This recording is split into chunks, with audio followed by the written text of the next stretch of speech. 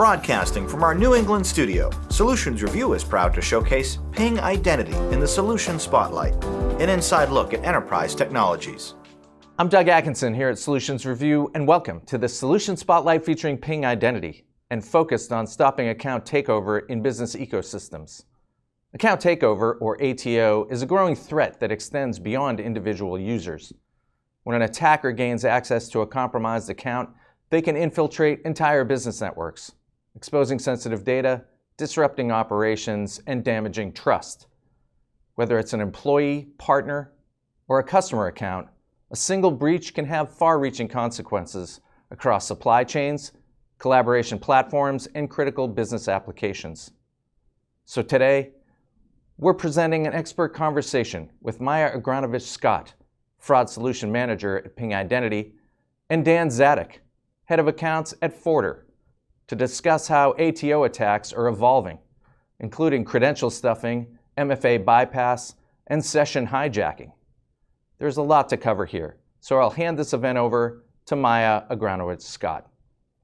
Hello, everyone, and welcome to today's webinar on account takeover, where we'll discuss the rising prevalence and cost of these types of attacks, the methods that bad actors use to get into legitimate user accounts, the various use cases where we see account takeover on the rise, the challenges in effectively stopping these attacks, and finally, some best practices on how your organization can prevent account takeover effectively. My name is Maya Agranovich-Scott. I'm a Senior Solution Manager at Ping Identity, caring for our fraud prevention solutions, as well as the retail vertical and AI solutions. And I'm joined today by Dan Zadek, Head of Account Protection at Forder. Hello, how are you today? My name is Dan Zadek. I am leading our go-to-market for account protection, which includes account takeover as part of the product. So thanks for having me, Maya. Fantastic. I'm looking forward to this conversation. So together today, we're hoping to give you some useful information on the topic of ATO generally, discuss the trends and challenges that we see in this space, and hopefully give you some actionable solutions on how to better stop these attacks. So let's go ahead and dive into today's topic. So I think to start off, we should level set by talking about account takeover, its cost, its impact. The fact is these attacks are very common, they are insidious, and they are very, very expensive. So account takeover attacks increased by 24% year over year last year, but the year prior, they increased by 354%. So we're seeing more and more of these attacks hitting every year. 83% of organizations have experienced at least one instance of ATO in the last year. And the global average cost of a data breach in 2024 was almost $5 million, which was a 10% increase over the year prior, and the highest total that we have ever seen. And as we know, account takeover is used in a variety of ways, which we'll definitely get into later, but data breaches are one of the most common outcomes of account takeovers. So I think it's safe to say that this is a big, expensive, and scary problem. In our recent IT and security professionals survey that we did of 700 IT and security professionals worldwide, ATO and credential compromise actually both came out in the top 5 areas of significant concern for decision makers, along with AI, malware, and phishing. And funny enough, we'll be talking about some of those other points and how they relate to ATO later too. No, and just something to add, I think we're seeing that the complexity that businesses are trying to accomplish in a lot of these use cases, whether it's adding loyalty programs, ATO is becoming more significant in not just transactional costs, but also other ways, whether it's on miles or other points or things. They're looking at ways in which they can expand their business, but ATO is still a significant problem, even when it's not just a cash process. Yeah, absolutely.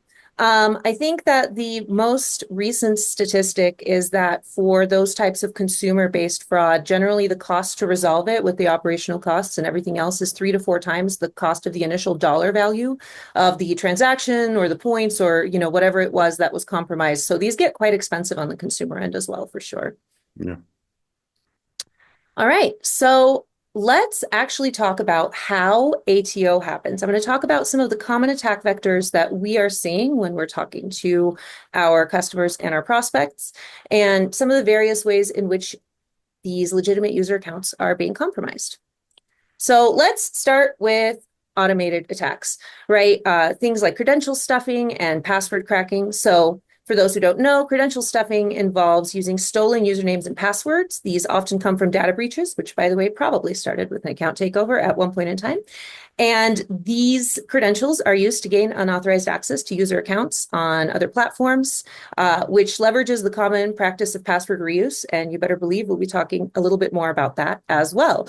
As far as password cracking, we see things such as brute force attacks, which is a trial and error approach where an attacker just systematically tries different inputs until they finally find one that gets them in, or password spraying, which is the practice of trying common passwords with different usernames until one finally works. We'll talk a bit more about password hygiene later because I'm really passionate about this topic, but suffice to say that just a handful of the most common passwords in the world will get attackers into literally millions of user accounts easily. The most common password on the internet is currently being used by more than 3 million people. So in these situations where that password is in use, a password spraying attack is going to be really, really effective. All right, next, let's talk about phishing. There's no wonder that this was on the top concerns list for IT and security decision makers. Like we mentioned earlier, this is often how fraudsters get your credentials. They send you a link saying that you need to reset your password, or they might send you something that in the end forces you to give up the answers to your knowledge-based authentication questions or something else that allows them to get your credentials and be able to take over your account. Next, we see things like session hijacking, which involves stealing valid session tokens to take over active sessions. This happens via man in the middle, adversary in the middle, man in the browser, these types of attacks. And what makes these ones really insidious is that these can often bypass many, many forms of MFA. So even people who think they are safe, who have an ongoing session, might actually get caught in, one of these schemes without realizing. Next, we see a lot of phone scams, text scams. These are a really frequently used form of social engineering.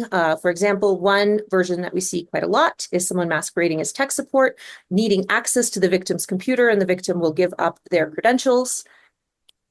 And then finally, unsecure Wi-Fi, right? Public Wi-Fi can be used to steal credentials. Bad actors can set up a man-in-the-middle attack by creating a fake wireless access point in a public location, like say a coffee shop, and use it to intercept internet activity and then steal your credentials that way. And a lot of people who have had their credentials stolen, I believe it's over 30% have no idea how their credentials got out there, right? Everybody else admits to password reuse, or falling for a phishing attack, or accidentally giving their credentials away. But there's quite a lot of people who think that they have good password hygiene, who think that they're very careful, and they don't really know how their passwords get compromised, but they still do. Yeah, no, and just to kind of add to that, I think the interesting part we're seeing is the use of MFA to kind of handle a lot more of the password, but there's obviously an issue with over MFAing people, right? We're seeing a lot of that. And what really occurs is once people are past MFA, that session hijacking is where we're seeing the man in the middle quite a bit. And one of the things that we're looking at is there ways in which we can validate users during a process rather than after a login or after a registration? And so it's important to look at it from a active use method in which we can actually MFA when it's necessary and not just MFA them constantly, whether you're adding a person to your account or changing an address or even as simple as placing an order or something. We want to do quite a bit there to help. So I don't know how Ping has seen a lot of this, but we're hearing a lot from our customers, kind of we don't want to over MFA. How do we support this process without making the user feel like they're not wanted? Yeah, we have a lot of conversations about this. We call this MFA fatigue, where people get exhausted with the number of MFA notifications that they get. And the dangers of MFA fatigue sort of vary by use case. But the things that we're seeing is in a workforce use case where you can't just quit out of frustration. We're just seeing a massive loss of productivity, right? If an employee has to MFA 16 times over the course of a single day of trying to do their job, it gets fatiguing really, really fast. We also see situations where we are seeing MFA bombing attacks, where we are seeing MFA requests coming in over and over and over and over and over, and the person thinks they've already done it, but it keeps coming. So eventually they just approve one to make it go away. And then the hacker's in, right? It just takes one approved MFA request out of frustration to get somebody access to your account. And then obviously on the consumer side, MFA fatigue is something that is greatly feared because it will just lead to abandonment. A lot of times users just won't come back if they're feeling like the level of security that they're being served with is too high and the level of friction is too high, and they have the option to go somewhere that isn't asking them for their credentials 16 times, they're going to go there. So that is for sure a problem, right? You have to be really thoughtful about how and where you deploy MFA and the ways in which it's used so that it is a tool that helps you versus hinders your business. And there is one more that's kind of interesting that we've heard about a couple times. You mentioned phone scams. A lot of these fraudsters are actually coming into accounts, whether it's an employee account or whether it's a consumer account, looking at the data that's being placed in that account and then making the phone call to support and then pretending to be that user. And so it's not that it's actually happening even then. We have to stop it before they're actively stealing the data, not just placing an action. So it's very interesting to try to find ways in which we can identify people up front, before we start doing any kind of that MFA fatigue begins to kind of occur. For sure. So let's maybe actually talk about that. Let's talk about where account takeover happens in the various use cases and sort of the ways that we see it manifesting. So I want to start with the workforce use case and just cover some of the things that we're seeing out there in the market. Obviously, the most commonly spoken about thing is breaches, right? Breaches and data theft, where you're trying to get into a corporate account in order to breach maybe a long list of customer accounts. We've all gotten the notification, right? Your data's been breached. All of your PII has been breached for paying for credit monitoring for you for the next year because your data was stolen. So it's wildly expensive for the organization that had their data breached, right? So they're trying to avoid that, obviously. We're also seeing cases of business email compromise. And so we'll have somebody maybe take over an account in order to then send legitimate looking business emails to other people in the organization and do all sorts of insidious things. This sometimes flows into stuff like deepfake scams. I don't know if you have heard that news story about the guy in Hong Kong who made a $25 million fraudulent transfer to a fraudster after being on a video call with his CFO and a bunch of other people from his organization. But he was actually the only human on the call.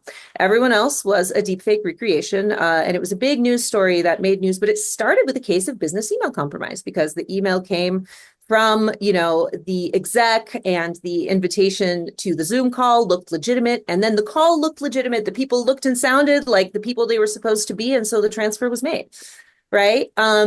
Next, obviously, we see cases of corporate espionage and then various state-sponsored cyber attacks. There are some potentially hostile nation states that have state-sponsored programs where they are trying to break into government entities, and take over accounts of government employees, or trying to take over accounts of folks that are working for businesses that are crucial to the operations of a certain nation. So that's some of the things that we're seeing on the workforce end. How about you? Yeah, no, it's actually interesting. We are seeing now when onboarding new employees and new people. You mentioned one that was really interesting. I saw one where somebody was using ChatGPT to generate a fake ID, and then they logged in and did some stuff. And we're starting to hear a lot of this kind of these different vectors of attack where, again, they're very creative and using that to gain entry. But what they can't get rid of is who they are, right? And so I think that's one of the goals is how do we approach and get more data to something before we just start blocking? But it's been really interesting to see a lot of that corporate espionage come up. And again, I think for me, it's the data is just as valuable as anything else, right? If it's not the most valuable thing in a business. So we're looking at how we can help protect a lot of that data theft. Yeah, for sure. And this sort of goes above and beyond the topic of account takeover, but we talk a lot about workforce onboarding and really ensuring that you know the identity of the person that you're hiring and that you're doing identity proofing in a way that is going to ensure that you weed out people who are using deepfakes and, bait and switch job applications, which we see a lot. And we definitely have customers who are using capabilities to stop that from occurring because there are scary news stories about that too, right? The big state-sponsored North Korean IT fake employee program where they're literally sending people to apply for jobs with false identity to get into companies within largely North America in order to affect all sorts of insidious goals that are not necessarily things that we want to have happening. And there's a lot of news around that as well. So maybe a little bit outside of the scope of account takeover, because this is more like a new account creation topic, but it all kind of comes together in the end. How do you identify that person and ensure that the employee that's accessing resources, one, is your real employee, and two, should be accessing those resources? Right, exactly. Authorization, authentication, yeah, absolutely. Yeah, we talk a lot about those topics for sure.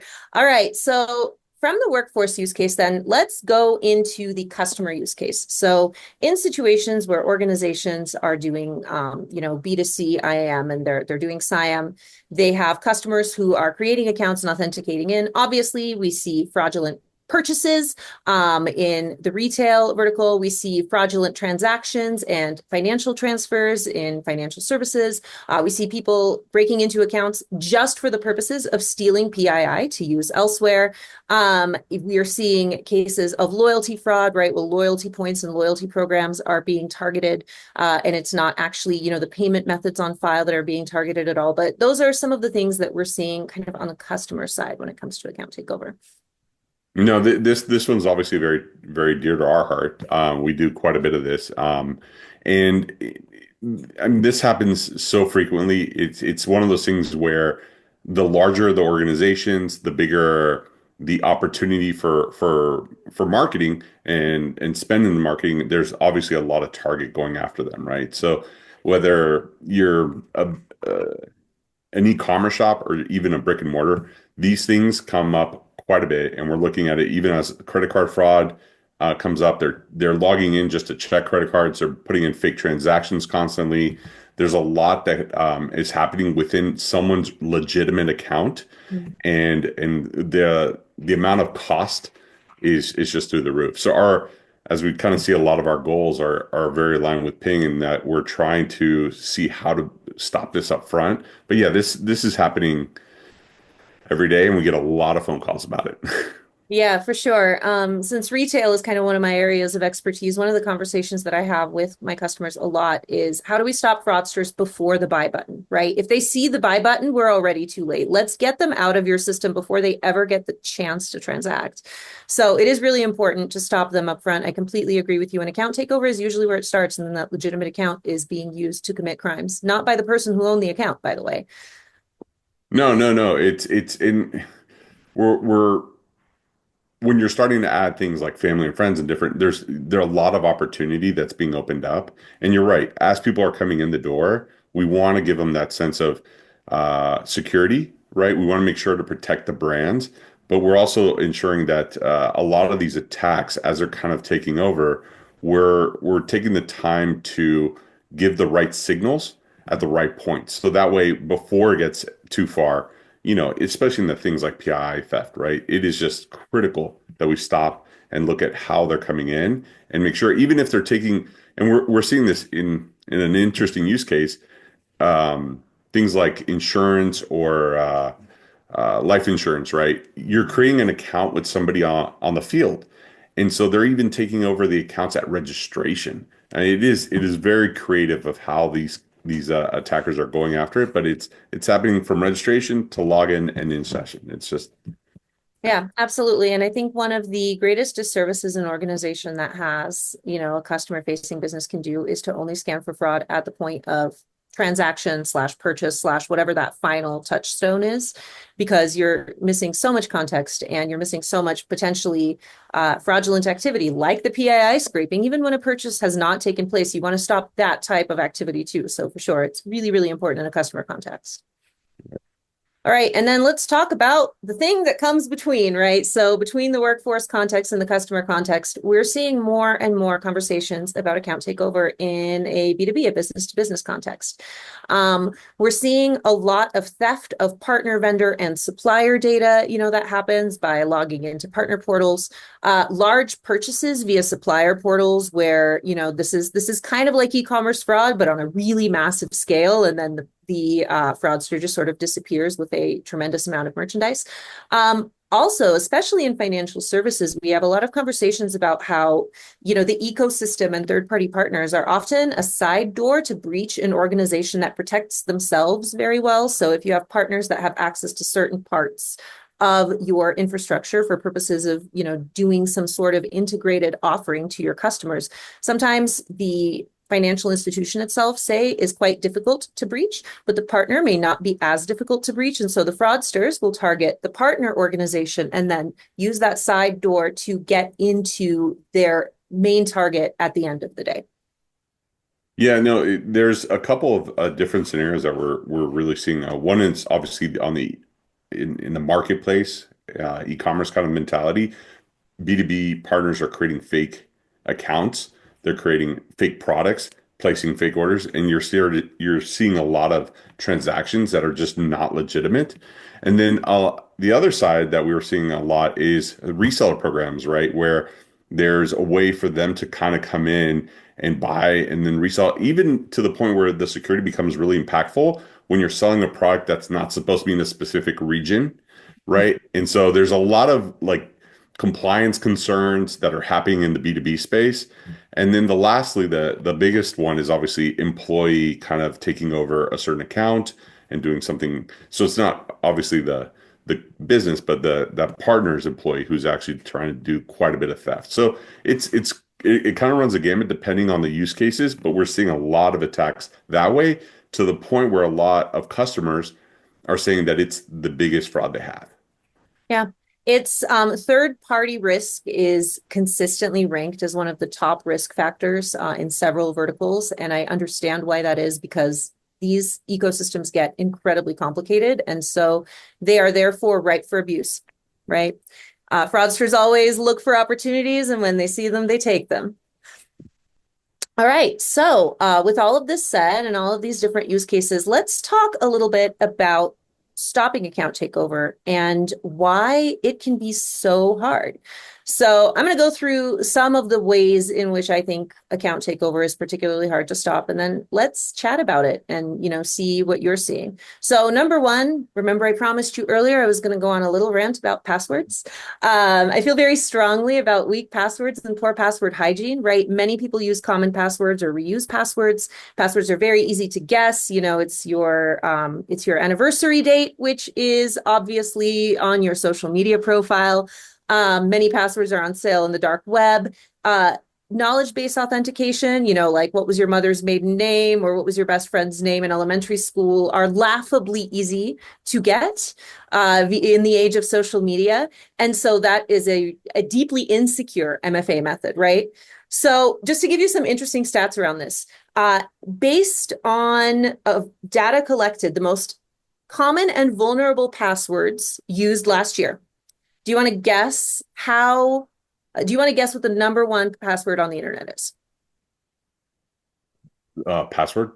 No, but that is in the top four. So password comes in at number 4 with just around 690,000 users using it as their password, which is pretty bad, but not as bad as number 1, which is 1, 2, 3, 4, 5, 6. And it is used by 3 million plus people. 1, 2, 3, 4, 5, 6, 7, 8, 9 is used by 1.6 million. 1, 2, 3, 4, 5, 6, 7, 8 is used by almost 900,000 people. So thinking at just those number combinations plus the word password, this is why I'm saying password spraying is such an effective tactic, right? Because so many people are using these lousy passwords, and therefore they're very, very easy to guess. Also, 78% of individuals use the same password for more than one account, right?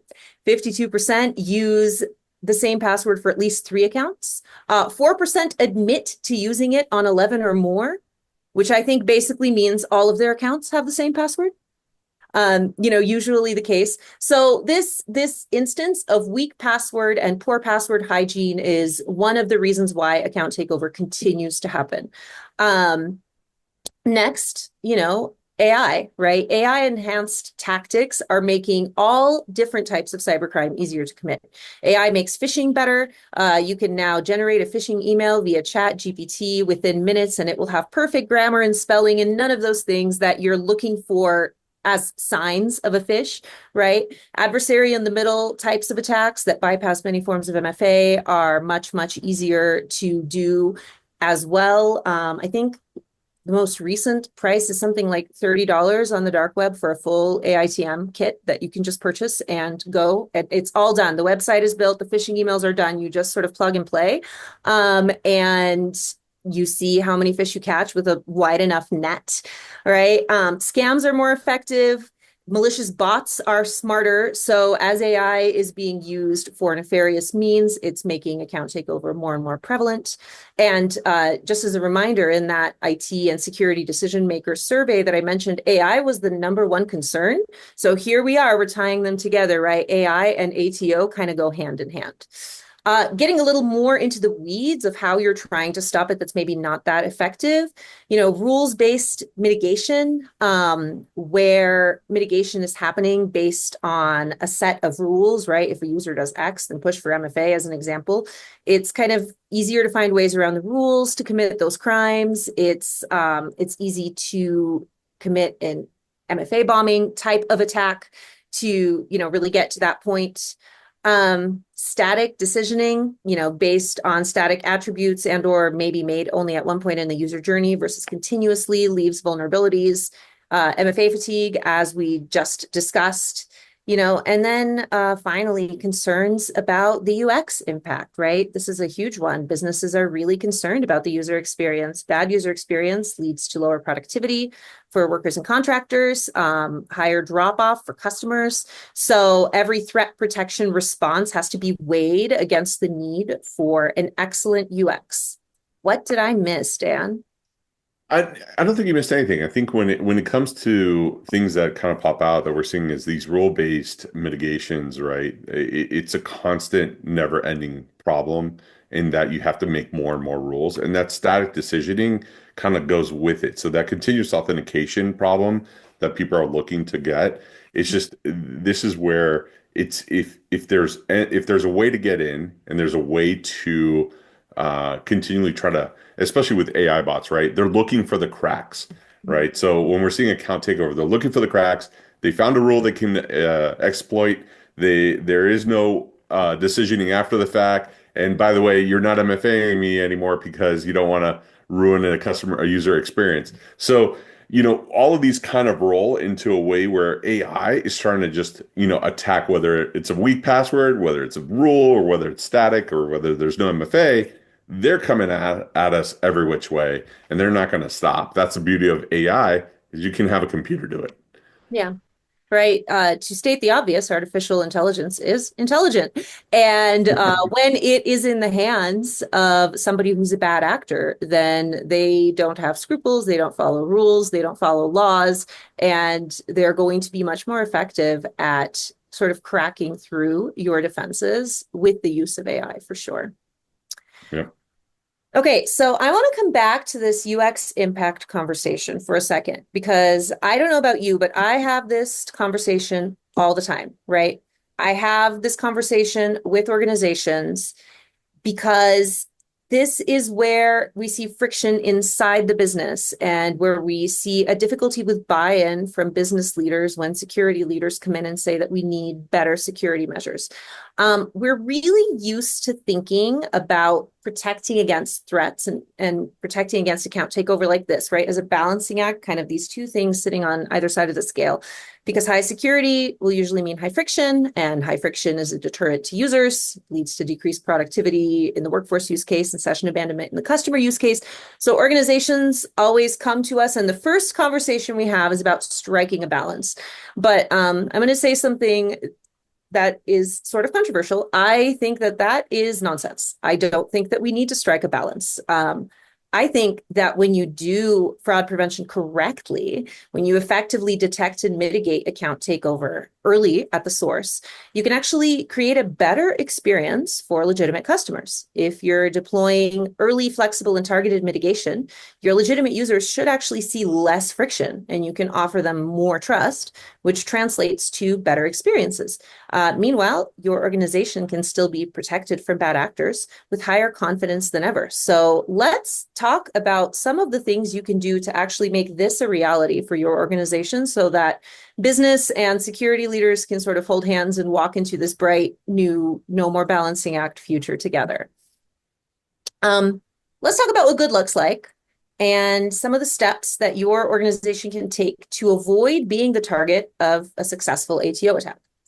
Right. So I think the first thing that we've alluded to several times is this idea of real-time and continuous risk scoring. So you're looking at risk not just at one point, but at continuously throughout the user journey.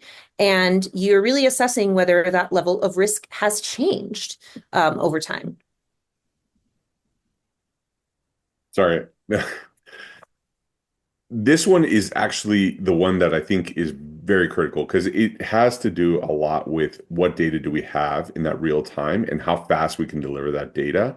So when I guess the question I would have for you, and we're obviously providing quite a bit of information, is when working with the identity providers, how are you guys doing a lot of that continuous risk scoring to really deliver that or the real time as part of that process? Yeah, so I think it depends, right? There's a lot of different ways to architect it. The way that I would generally answer this question is you're taking your sources of threat signal, whatever those sources are, and you're feeding them into some sort of, real-time engine that's going to give you a composite risk score, and you're orchestrating user journeys that automatically change depending on the level and type of risk that is detected. And you're building out the types of user experiences that you want to see so that when elevated risk is detected, you are sending users down a path where you're raising security guardrails to ensure they are who they say they are. In certain cases, you might call for different mitigation types. So for example, in some cases where it is an extremely high risk event that the user is trying to do, maybe you do a full-on identity proofing. Maybe in that situation you go, okay, I want you to do a full ID proofing with a government issued identity and a liveness check against your face, and I want to make sure that your government issued identity document is legitimate and it matches your face and that is the same name on the account and that you are definitely you, and after that we will allow you to get into whatever it is that you were trying to do. Or maybe you just push for some standard form of MFA. Maybe you look for, biometrics. I like biometric and other FIDO2 MFA types because they're more phish resistant, right? They can't really be phished as effectively.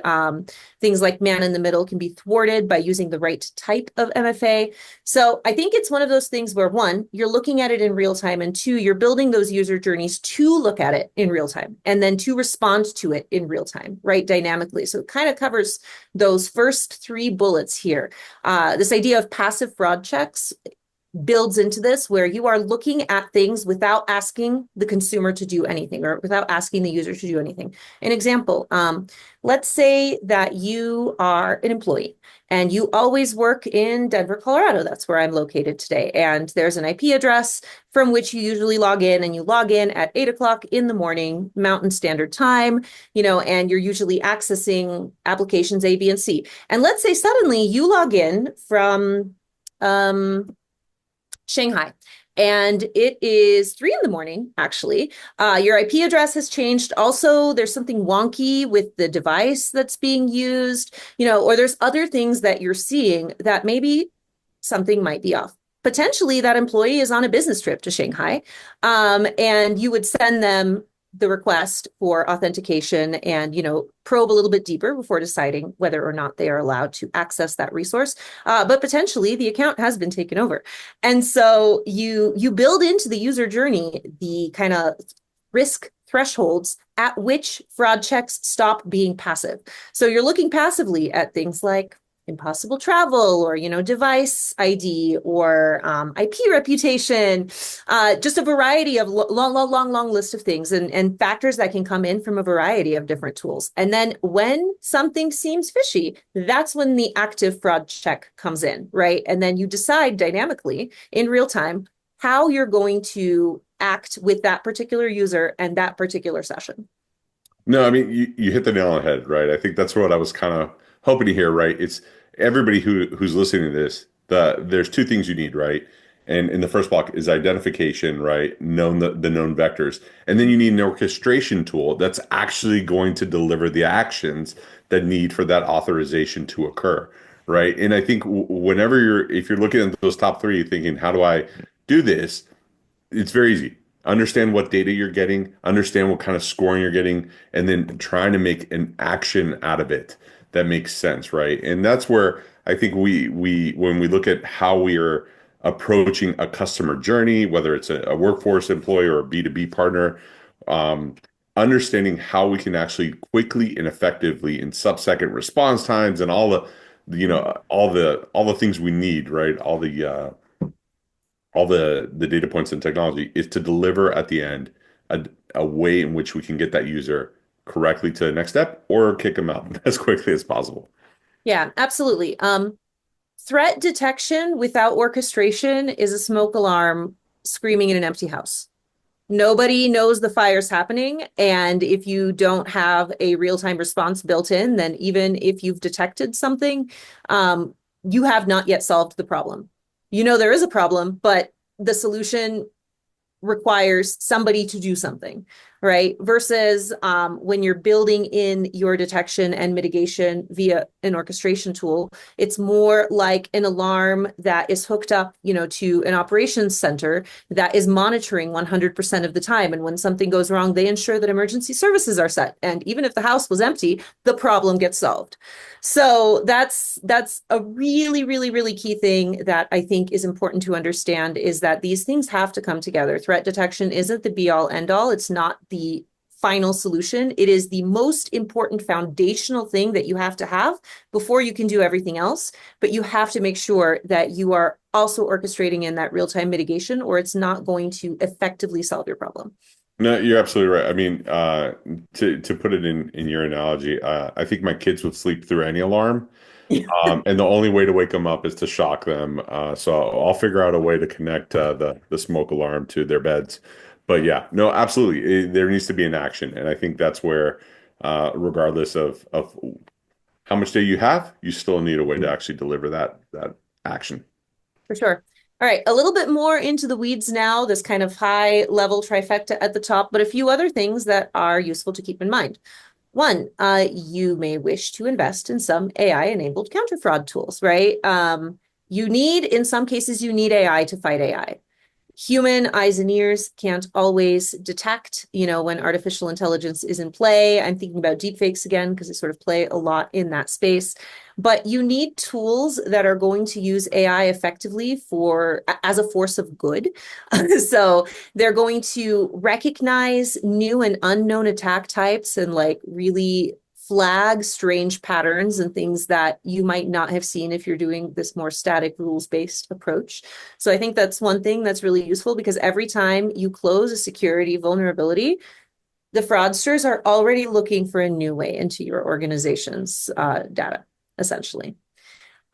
Next, because I talked about it before, but it bears repeating, if you are going to use MFA, consider phishing resistant MFA, something that is up to the FIDO2 standard. Get rid of those knowledge-based authentication questions, right? They are not useful. They are not helpful. Most people will give away the information for free on social media. Have you ever seen one of those posts going, everybody's first job was McDonald's, prove me wrong? And thousands of responses going, no, actually, my first job was at insert actual first job location. I'm not going to name mine here. But things like that, it's very, very easy to get. It's very, No, very easy to get. the what you know is what you'll tell everyone. For sure, for sure, for sure. So, phishing resistant MFA is really, really useful. This sort of segues into the passwordless conversation. Potentially get to a passwordless state where you are using something like biometrics to log in. And a lot of those things like password cracking, and all of these brute force attacks, password spraying, credential stuffing, none of that is effective if there is no password.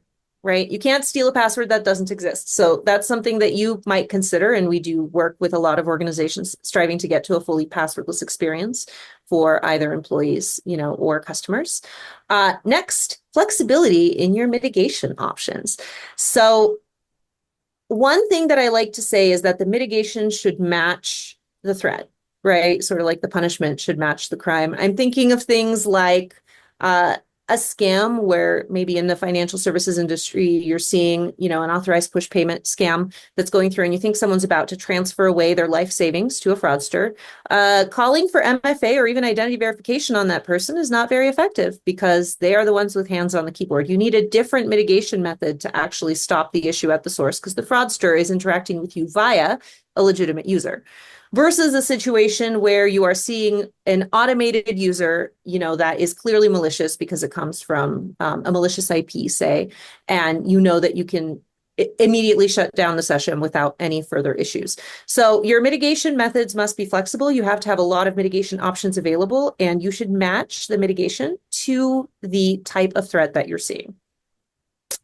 One interesting point about that is looking at tools, and I think we obviously provide quite a bit of this, is not just looking at ways in which you can create static rules to define it.